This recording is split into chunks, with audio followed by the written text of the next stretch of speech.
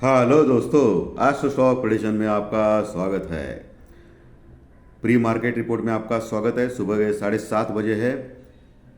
आज 5 दिसंबर 2022 यानी सोमवार का दिन। आज क्या हो सकता है, टेक्निकल और डाटा पॉइंट्स के ऊपर मार्केट, ग्लोबल मार्केट क्या बोलता है, क्या क्लूज़ है जिसके ऊपर हम लोग आज काम करेंगे, इसके ऊपर हम लोग डिस्कस करेंगे।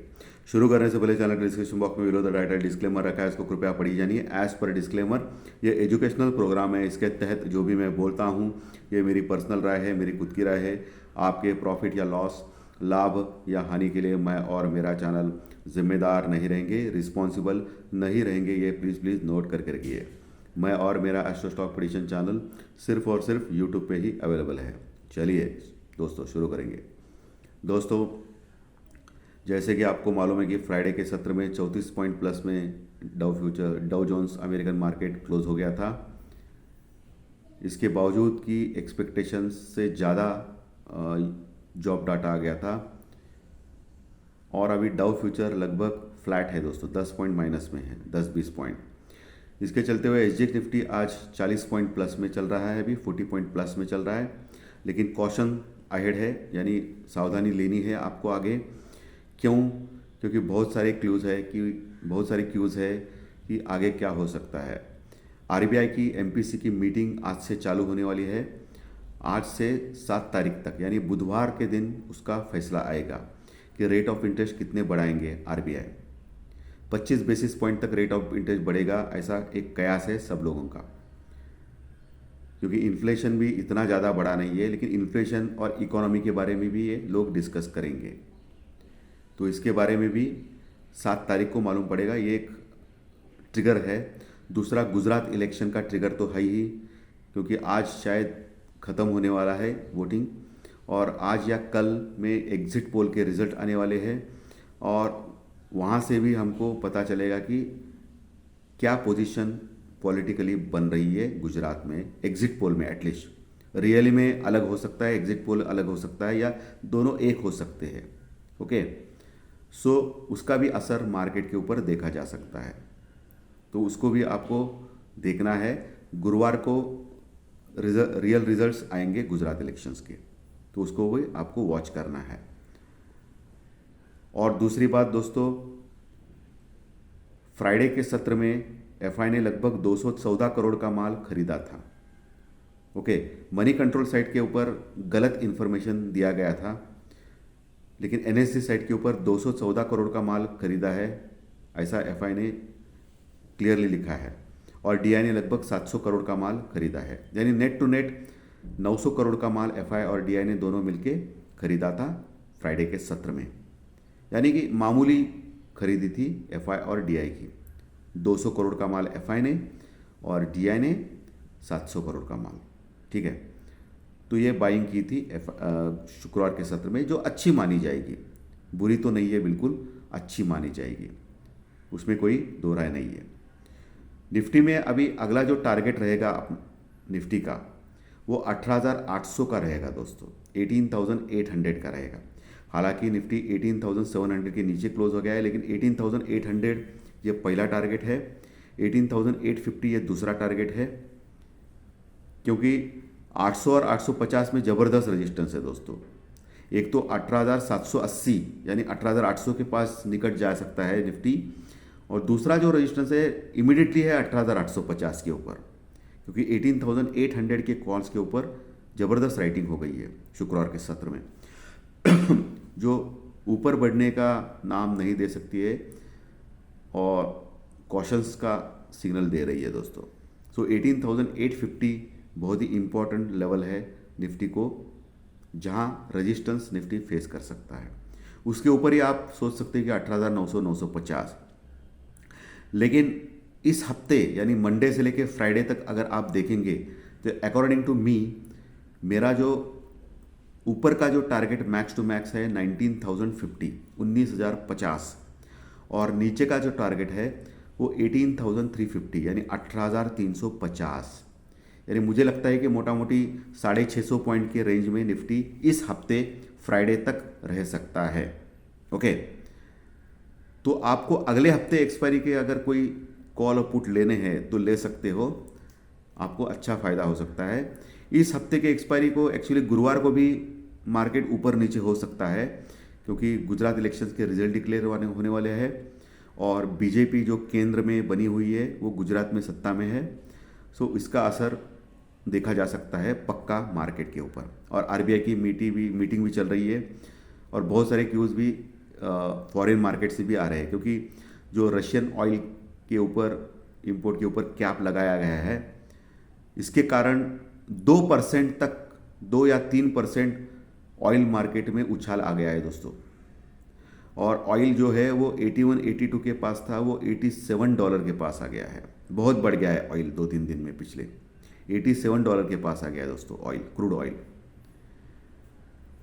तो इसका असर निगेटिवली पड़ सकता है इंडियन मार्केट के ऊपर, क्योंकि हम लोग लार्जेस्ट इंपोर्टर है पूरे वर्ल्ड में, हमको ज़्यादा तेल लगता है लोगों के लिए, क्योंकि जनसंख्या ज़्यादा है, तो इसका असर हमारे ऊपर पड़ सकता है। चाइना में जो लॉकडाउन है कोरोना की वजह से, वो धीरे धीरे ख़त्म हो रहा है, इसका भी असर ऑयल के ऊपर पड़ सकता है और ऑयल ज़्यादा तेज़ी से बढ़ सकता है। अगर ऑयल ने 92 का बैरियर तोड़ दिया आने वाले 2-4 दिन में, तो फिर 99 तक जा सकता है दोस्तों क्रूड ऑयल। तो ये आपको समझ लीजिए, ऊपर 92 के पास एक स्ट्रिक्ट रेजिस्टेंस है क्रूड ऑयल में, तो इसका असर देखा जाएगा इंटरनेशनल मार्केट के ऊपर। और बहुत सारे न्यूज़ जो फ्लोज चल रही है रशिया और यूक्रेन के बारे में, वो तो चल रही है दोस्तों। रशिया के ऊपर स्ट्रिक्टली ये लोग बहुत सारे पेनल्टीज लगा रहे हैं और रशियन ऑयल के ऊपर कैप भी लगा दिया है, जिससे इकोनॉमी रशिया की खराब हो सकती है। लेकिन रशिया भी इसका काउंटर मेजर दे सकता है, इसके लिए थोड़ा सा मार्केट कॉशियस मोड में होना चाहिए, क्योंकि कुछ भी हो सकता है रशिया और यूक्रेन के वॉर में।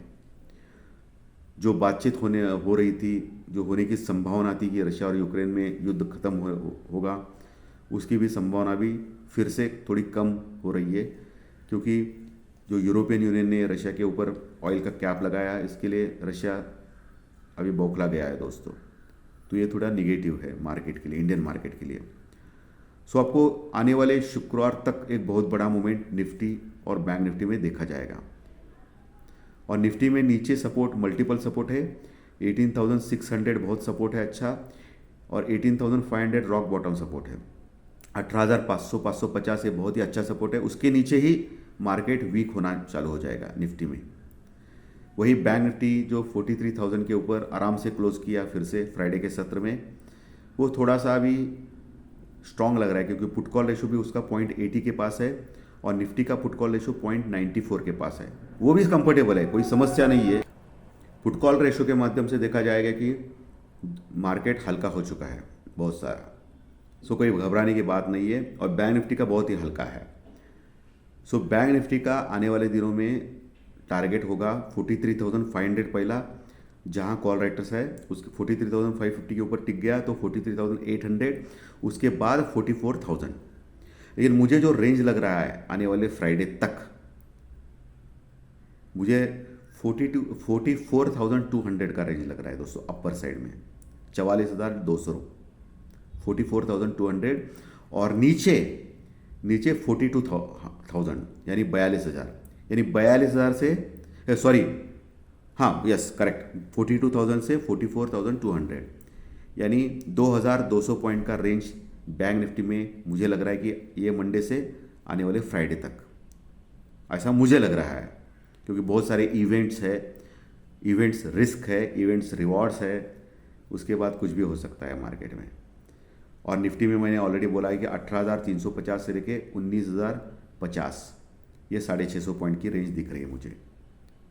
लेकिन मैं हमेशा बोलता हूँ कि 80% हम लोग अंदाज़ा बांध सकते हैं, और 20% जो इम्पोर्टेंट रोल अदा करते हैं वो ऑपरेटर्स, एफआई और डीआई, उनको अगर रहा कि एक रेंज बाउंड में फंसा के कॉल राइटिंग और पुट राइटिंग के माध्यम से मार्केट को खाओ इंडिया खाओ, यानी जितना कॉल और ऑप्शन बाय करते हैं उनके खिस्से से पैसा लेके अपने खिस्से में भरना है, और एक सीमित दायरे में कॉल राइटिंग पुट राइटिंग करनी है, तो उसके ऊपर है ये 20% चांसेस है। लेकिन मुझे मोटा मोटी लग रहा है कि थोड़ा बहुत 80% तक चांसेस है कि ये वोलेटिलिटी हो सकती है मार्केट में।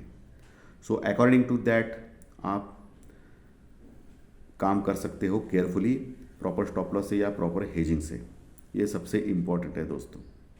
इंडिया विक्स मामूली बढ़त था फ्राइडे के सत्र में, 13.50 के पास ही है, कोई डरने वाली बात नहीं है इंडिया विक्स में। सो ये आसानी से मैनेज किया जा सकता है। इंडियन रुपीस डॉलर के मुकाबले 10 पैसे वीक हो गया था, तो ये थोड़ा सेटबैक है। इंडियन रुपीस डॉलर स्ट्रांग हो गया था, लेकिन डॉलर इंडेक्स अभी कम हो रहा है, तो इंडियन रुपीस के लिए वो अच्छी बात है। और दूसरा, जो इंडिया का जो फॉरेक्स रिजर्व है वो बढ़ रहा है दोस्तों, ये भी अच्छी बात है। बीच में कम हो रहा था लेकिन अभी कंटिन्यूस बढ़ रहा है, ये अच्छी बात है। सो ओवरऑल अच्छी बातें ज़्यादा है, देखना है कि मार्केट क्या करता है, लेकिन जो लेवल सपोर्ट रेजिस्टेंस मैंने बोले हैं उसके ऊपर आपका ध्यान होना चाहिए। Okay, so thank you very much दोस्तों।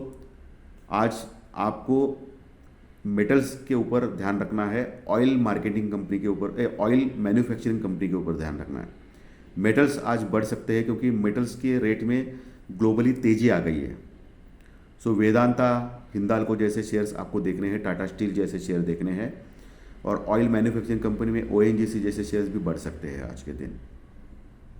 ओके, तो इसके ऊपर आपका ध्यान होना चाहिए। ये क्यूज मैं भूल गया था आपको बोलने के लिए, तो ये क्लू भी बहुत ही इंपॉर्टेंट है। Metal sectors boom boom mode में है। ओके, तो इसके ऊपर भी आपको ध्यान रखना है, आज उसमें ट्रेडिंग आप कर सकते हो। सो धन्यवाद दोस्तों। आज का सेशन अगर अच्छा लगा तो लाइक का बटन दबा के प्रोत्साहित कीजिए। नए दर्शक पहली बार ये चैनल देख रहे हो, अच्छा लगा तो सब्सक्राइब का बटन जरूर दबाएं, ताकि आपको प्री मार्केट रिपोर्ट सुबह, टेक्निकल डाटा और ज्योतिष शास्त्रीय प्रेडिक्शन कार्यक्रम, ये सभी वीडियोस आपको इनबॉक्स के ऊपर आपके यूट्यूब के मिलेंगे। So thank you very much दोस्तों। फिर बात करेंगे टेक्निकल और डाटा पॉइंट्स के कार्यक्रम में और एस्ट्रोलॉजी कार्यक्रम में दोपहर में। Thank you very much. Thank you.